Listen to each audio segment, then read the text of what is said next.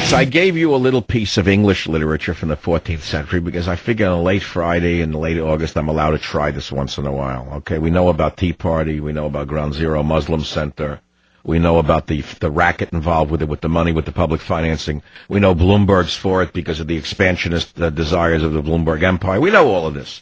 So now let's go on to something more interesting. So we've covered English literature in a brief segment. Now I want to cover some Hebrew literature in English. Just listen for a minute and tell me if you disagree with this. Rabbi Bendosa said, anyone whose fear of sin comes before his wisdom will endure. But anyone whose wisdom comes before his fear of sin, his wisdom will not endure. Now, I could spend an hour talking about that. I can learn from it myself. It taught me something just now when I read it. So I'll read it again, okay? Because you never hear this stuff. Unless you're a very religious person who reads this and hears about it in a formal setting, you will not hear it. Anyone whose fear of sin comes before his wisdom will endure. But anyone whose wisdom comes before his fear of sin, his wisdom will not endure. So now let's play Mayor Bloomberg talking about a mosque and a porno shop in the same breath. Play it. Whether you like a mosque or don't like a mosque, you don't have to go. There's already another mosque down there within 4 blocks of the World Trade Center. There's porno places. There's fast food places. I mean, it's a vibrant community. It's New York. So he is the fool according to Hebrew scripture itself. Anyone whose fear of sin comes before his wisdom will endure. Obviously, he has no fear of sin. He's Mayor Bloomberg. He fears nothing. But anyone whose wisdom, he has the wisdom with the way of making money, comes before his fear of sin, his wisdom will not endure. So I can tell you right now, at the end of his days, he's going to be seen as a laughingstock. Did you hear what I just said? At the end of his days, and he should live to the age of Moses, he will be seen as a laughingstock who went out on a limb and made himself into the biggest fool of all time. You also look at a thing like this. Pray for the welfare of the government. Pray for the welfare of the government that is taught. For were it not for the fear of it, men would swallow one another alive. That's an interesting statement. That's from a holy book in the Jewish tradition. It's taught in the prayer book. The Jewish people pray for the welfare of the government, for were it not for the fear of it, men would swallow one another alive. Now, would you expect to hear that from Michael Savage? Well, maybe you don't know what to expect from me. That's good. That's very good. Keep listening, because what you're about to hear may help you. Another rabbi wrote, who is wise? He who learns from every person. Did you hear that? Who is wise? He who learns from every person. So I was the kind of young man who, wherever I went, I would meet people, and there could be a bum. Sometimes I would talk to a bum in the street, and I'd learn something. I think I once met either a reincarnation of Moses or God himself on this earth. I told the story only once in my 16 years on the radio. I'll tell it again. It's very simple. I was in North Beach, San Francisco, and there was an old man with a white beard and white hair. Okay, you talk about symbolism and obvious symbolism. And he had a rucksack. He was not really filthy, but he was not dressed like a middle-class person in any way. But he was not disheveled like a bum. And I stopped him, and we got to talk. I looked in his deep, penetrating blue eyes, and I remember I came down to this. I said to him, what is your name? He said, my name is Moshe, which means Moses. So I said to him, do you believe in God? And he turned and looked really searingly into me. And he said, why, do you think I created myself? That was the end of the statement. One statement. Always the simplest answer sometimes cuts right through you. That's the end of the whole thing. Don't tell me about National Geographic with the comets and the proof that that you came from a bug and a piece of... Please, don't give me that rubbish. That's a theory. That's scientific theory. And you're talking to a very educated scientist. Please, don't count now on a comedian on television to tell you that I don't know what I'm talking about. He does. The genius who went to the High School of Performing Art and smoked dope since he's 4 years old. It's a scientific theory like any other about all of the rest of it. So he said to me, did I create myself? So I gave him a ride. I said, can I drop you off somewhere? I remember I had an old Volkswagen at the time, I think, or a Volvo. I don't know what it was. Yes, he said, I'm going south. So I took him to a freeway underpass. He got off. He got onto the freeway overpass, the on-ramp, and he waved goodbye, and that was the end of it. He disappeared into the night. Now, I never saw him again. What does it mean? Just a stranger in the night. It means nothing. It means nothing. But I learned from him. Who is wise? He who learns from every person. I remember when I was very young, I once met a preacher in the streets of New York and Lower Manhattan, and he was one of these really great street preachers, white guy, a real holy roller. I think he was a Baptist. And I was taken in by this man's incredible voice and his passion. And again, we started to talk. And I said to him, can I give you a ride? That's right. Then I had the Volkswagen, the green Volkswagen. And he said, sure, take me uptown. I'm going to Harlem. I'm going to my church in Harlem. It's an all-black church. And I don't know whether he was the pastor. I don't think so. I think he was a member. I walked into that place, and I saw the Holy Spirit. I saw the Spirit. I felt it the same way I felt it in St. Patrick's Cathedral on Christmas Eve, the same way I have felt it at 777 Eastern Parkway in New York when 5,000 black-clad Jewish men met the Sabbath. I have felt it the same way inside a straw hut in a Fijian village one dark night as we sat around drinking kava kava until the latest time of until all hours of the night, and the men were chanting, and I became one of the men. The men became one with me. I felt it many times. Feel the Holy Spirit. It's there. Maybe this is too preachy for you. I don't really know. But sometimes you got to let it all out. You got to let the genie out of the bottle. After all, people say, how the heck do you do this every day? What motivates you? Why do you get up and do it? I don't have a direct answer for you other than the Spirit must be heard, and then you decide from yourself what the Spirit that you just heard told you.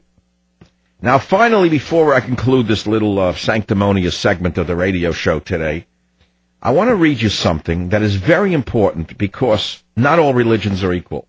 I know Mayor Bloomberg thinks that pornography shops are equal to some religions and doesn't even understand he's insulting the very people he claims to be helping.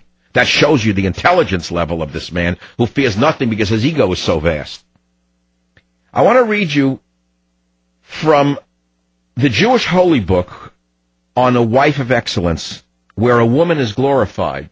Many of you don't understand that the religious teachings of Jews glorifies the wife.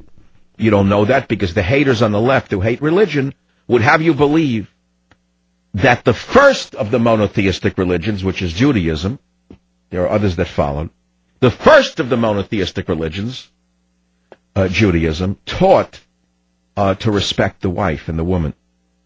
And so every week the man reads, who can find a wife of excellence? Her value far exceeds that of gems. The heart of her husband trusts in her, for he lacks no gain. She treats him with goodness, never with evil, all the days of her life. She seeks out wool and flax and works willingly with her hands. She is like the merchant ships. She brings her food from afar. She rises while it is still night, gives food to her household and sets out the tasks for her maids. She considers a field and buys it. From her earnings she plants a vineyard. She girds her loins with strength and flexes her arms. And it goes on. She opens her mouth with wisdom, and the teaching of kindness is on her tongue. She watches the conduct of her household and does not eat the bread of idleness. Her children rise and acclaim her. Her husband, and he praises her. Many daughters have done worthily, but you surpass them all. Charm is deceptive and beauty is naught. A God-fearing woman is the one to be praised. Give her praise for her accomplishments and let her deeds laud her at the gates. Now, compare that to Jersey Shore. Compare that to the skanks, whose faces are a total reflection of the Dorian grayness within. The skanks say it all. The face of the skank says it all. Take a look at our society and what it glorifies. The skank, the falling over drunken skank, is held up as a role model. Now compare it to what is taught in the holy books to very religious Jews who read this every day or every week to glorify the wife and the woman. And now compare that to the psychopaths on the left who, when they say, I'm a Jew, and I'm a socialist, and I'm a lesbian, and I'm for the mosque, don't even know what they just said. They haven't any idea what they just said. And these are the people who hate the patriarchy. They hate the very religion that gave them their sustenance. And they hate it. They don't even know what they hate because their brains were warped at a very young age in the colleges, in the hate literature, the deconstructionist hate literature that said everything religious was bad, and now suddenly they're embracing Islam, which does not respect women at all. Although, maybe I am wrong. Maybe I don't know as much about the religion as Mayor Bloomberg does.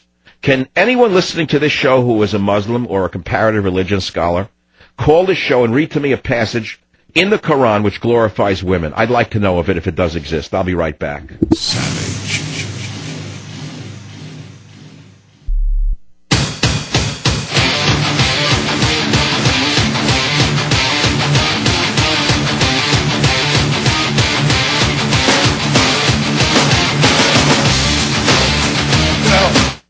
I don't know. This is it. This is talk radio. It is what it is. You could do anything you want with it. And you can just do politics. You can do religion. You can do poetry. You know what I think I'm going to do going into the I say the new year. It's funny because to me September is always the beginning of the new year. It's like still childhood, you know. The summer's over. Like the year really begins for me September. I think that beginning in September I am going to do sort of like a religious thing on Friday a little bit. One religious reading. On Thursday, maybe I'll do a nutrition segment. Wednesday, I'm going to do a finance segment. I think I'm going to try and do more of those, you know, like days of things, because it'll break the week up better for me and for you. I don't know, something along those lines. In that Friday, of course, is the end of the week. It's a holy night for Jewish people as a Sabbath, and then the Muslim people find Friday is the Sabbath is Friday for the Muslim people, right? Yeah. And the Christians who are Orthodox and still believe in it, the Sabbath is Sunday. So coming around, the weekend was meant for prayer. The weekend was not meant to go golfing. I mean, if you do, fine, but actually the whole object of the weekend was to bring you to a higher level within yourself. If you find it with a golf ball, good luck to you. You and Larry David have something in common, and you'll wind up on the same plane in heaven. Yasser in San Diego, welcome to the Savage Nation. Go ahead, please. Yeah. Hi, Dr. Savage. Conservative for 10 years listening to you. I would like to share the comment that just answering your question before the break. And yes, there is 3 instructions at least how to treat mothers and wives decently. I'm married, and I treat my wife and my mom the best I can. Wait, you're saying as a Muslim, you have found within the Quran a respect for women, and where is that found? What section is it? Give the people the number and the area. I'm driving now, so there's actually. All right, fair enough. I'm not here to put you on the spot because your call was meant in peace. And I accept it in peace. So, in other words, your religious teachings teach you to respect your wife and children, yes? Absolutely, absolutely. And so, explain to a non-Muslim like myself, Yasser, why is it that the Islamists treat women so contemptibly? Where do they get that from? It's a tribal system that they need to get out of it. And its tribal system, unfortunately, is managing a lot of that part of the world, which is the Middle East and Afghanistan. Why is the tribal system of Islam now dominating the discussions that we are having about Islam and Christianity and Judaism? How is it that throwbacks from the 9th century are suddenly so dominant on earth that we're listening to their view of the world? How is this happening? It's actually tribal for even Christians and Druze. It's all the same problem. It is very, very, like thousands of years of traditions that it needs patience and training and teaching and openness. People like us who travel around the world will need to bring back these like updating of thoughts. It's, believe me, it's nothing to do with religion because all the 3 major religions. All right, so what you're saying is there's nothing to do with the actual religion. It has to do with the tribal view of religion, which is stuck 1,000 years ago in essence. Yes, Dr. Fasad. All right, so you have just confirmed that a man can learn from, who is wise, a man who learns from every man. So I hope that I've learned from you, and people listening to the show have learned something more about the religion of Islam as opposed to the fiction of Islam as being prophesied by the false prophets of the tribal aspects of the religion and those who push the Wahhabi aspects of Islam, which again are an 18th century view, a very extremist view. The only hope for the world, by the way, as I can tell, this debate within the world, or this conflict within the world, the only prayer is the Muslim woman. Only if the Muslim women around the world finally stand up and revolt against these throwback 13th century or 9th century men who treat them like chattel can the world hope to be saved from this tribalism that threatens to engulf us in a new Holocaust. And I use that term generically, not specifically. Holocaust refers to a fire, incidentally, if you actually search for what the word means. It's not a specific word specific to the German Holocaust. The word Holocaust actually refers to a fire. A great conflagration is what it really refers to.